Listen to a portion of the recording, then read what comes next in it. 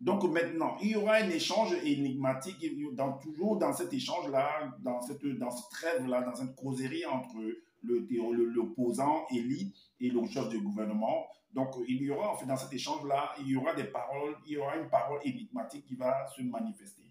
Voilà pourquoi il est dit dans 1 roi 24. Donc il est dit que dans 1 roi 24, au verset 45 et 46.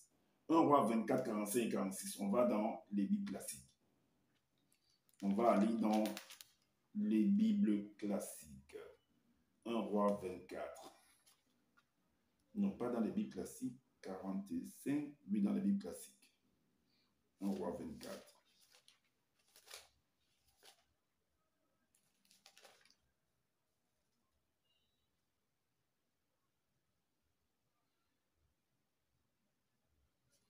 Je crois que c'est 22. Attends. Oui, 1 roi 24, 45 à 46. Donc, en fait, c'est 45 à 46 dans les Bibles classiques, c'est 1 roi 18 en fait. Dans le livre 1 roi 18, 45 à 46. Mais dans le livre de Zoula, c'est 1 roi 24 à partir du verset 5 ou le verset 6. Donc, il est dit ici que dans 1 roi 18, 45 à 46, 45 à 46, il est dit que en peu d'instants, le ciel s'obscurcit par les nuages, le vent s'établit et il y eut une forte pluie. Akab monta sur son char et partit pour Jezreel. Et la main de l'Éternel fut sur Élie, qui se saignit les reins et courut devant Achab jusqu'à l'entrée de Jezreel. Alors, quand on l'a bien expliqué, en fait, ces deux passages, ces deux versets-là, en fait, il montre que Élie, en fait, avait l'esprit de Dieu et il a couru, en fait, plus que les chevaux, le char du roi Achab. C'est pas possible. Je ne peux pas être sur les chevaux et je cours et toi, tu es à pied et tu viens me dépasser. Ça n'existe pas. Ça n'est pas possible. Tu ne peux pas courir plus qu'un homme de manière normale ne peut pas courir contre le cheval. Ce n'est pas possible. Alors, donc, qu'est-ce que ça veut dire? Parce que il y a eu en fait des codes dans ce langage-là. Voilà pourquoi on va aller dans le livre de Jérémie. Vous allez comprendre que c'est quelque chose. Dans le livre de Jérémie, chapitre 12, qu'est-ce que ça représente le fait qu'on dise que, Zoula vient dire par exemple que l'entité, par exemple, remplit la force par la.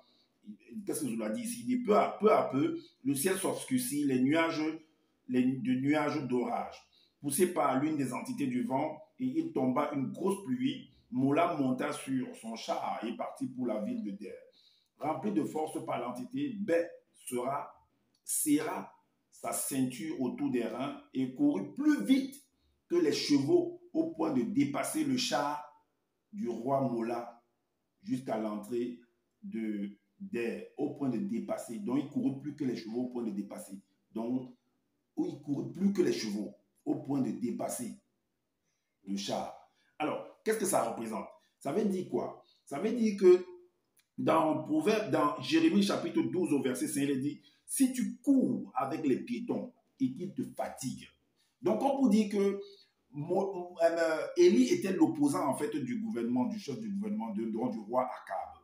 Alors, quand il vient le voir, il discute dans la discussion et tout, donc comme pour lui dans sa tête, en fait, Élie est en train de fatiguer en fait le roi. Est-ce que vous comprenez? Il est en train de le fatiguer puisqu'il veut déstabiliser en fait, puisque le roi Akab, c'est le chef du gouvernement. Donc, Élie veut déstabiliser le gouvernement. Il veut renverser le gouvernement. Il veut faire un putsch en fait au gouvernement. Est-ce que vous voyez? Avec l'appui des mains noires qui viennent de l'extérieur.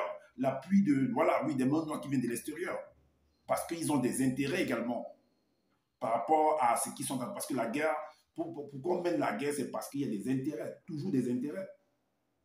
Alors, donc si tu cours avec des piétons, comme pour dire qu'il veut, en fait, Élie veut faire comprendre au roi Mola que il faut que tu laisses le pouvoir, en fait. Il faut que tu laisses le pouvoir. Mais Akab ne va pas laisser, en fait. Il ne va pas laisser. Donc, si tu cours avec des piétons et qui te fatiguent, comment pourrais-tu lutter avec des chevaux? Et si tu te crois en sûreté que dans une contrée paisible, que feras-tu sur les rives orgueilleuses du Jourdain? que feras-tu? Donc, c'est ce que ça cachait en fait ce langage énigmatique que non, Élie a couru plus que les chevaux du roi Akab, soi-disant la pluie descendait et tout et tout. Ça veut dire quoi ça? C'est quoi cette scène-là? Alors,